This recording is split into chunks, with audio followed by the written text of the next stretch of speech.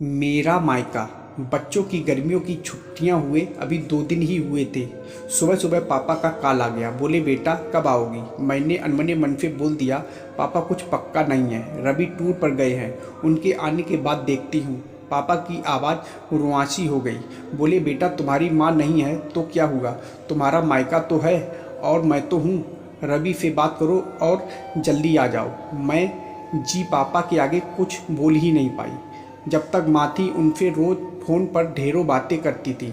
साल में एक बार गर्मी की छुट्टियों में मैं पूरे 10 दिन के लिए मायके जाती थी। वो सुख किसी जन्नत से कम नहीं होता था। बच्चों से ज़्यादा मुझे गर्मी की छुट्टियों का इंतज़ार रहता था। पर जब से माँ गई मेरा मायके जाने का मन ही नहीं करता। ऐसा लगता जैसे मेरा मायका ही खत्म हो गया। एक सूनापन, एक खालीपन सा मेरी ज़िंदगी में भर गया था। पापा एकदम शांत स्वभाव के थे और कम बोलते थे, पर सबकी ज़रूरत का पूरा ध्यान रखते थे। ऐसा नहीं कि मैं पापा को प्यार नहीं करती थी, पर बचपन से मैं माँ से ज़्यादा करीब थी, या यूँ कहूँ कि वे मेरे दिल के सबसे करीब थीं। अपने सारे सुख दुख एक सहेली की भांति मैं उनसे साझा करती थी। आज सुबह सुबह पापा का कॉल आया तो उन्हें मना नहीं कर पाई।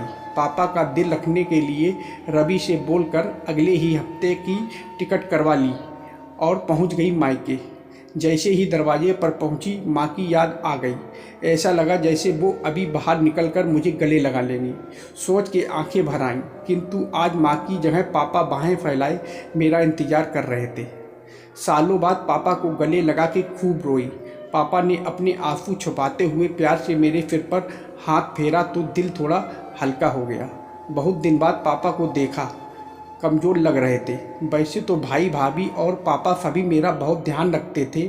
बच्चे तो अपने खेल और मस्ती में व्यस्त हो गए थे, पर ना जाने क्यों मेरी नज़रें हर पल जैसे माँ को ही ढूंढती थीं। आज भी पापा पहले की तरह रोज़ खाने के बाद मेरी पसंदीदा मटका कुल्फ़ी लाना नहीं भूलते थे।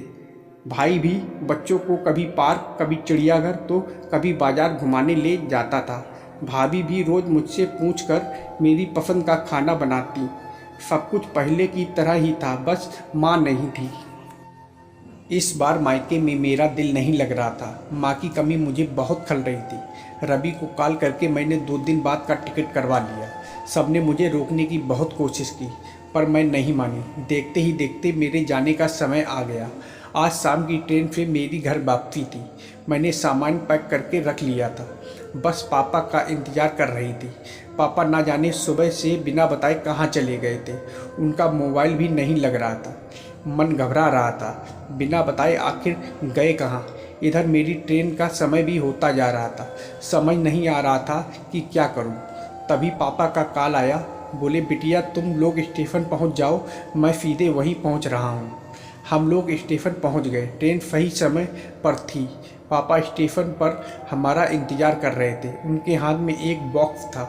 उन्होंने मुझे देते हुए गले लगाया और बोले इसे ही लेने गया था, इसलिए देर हो गई, संभाल के रखो। मैंने आश्चर्यचकित होते हुए पूछा इसमें क्या है। पापा की आंखें भर आईं।